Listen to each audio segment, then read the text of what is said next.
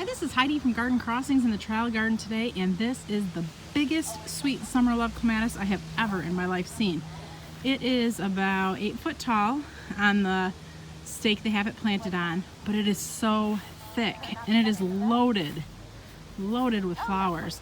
Look at all those flowers, look at all those buds.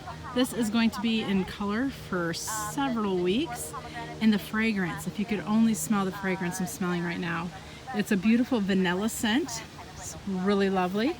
And the flowers on Sweet Summer Love, as they open up kind of a nice rich red color, and as they age they turn to a deeper purple color.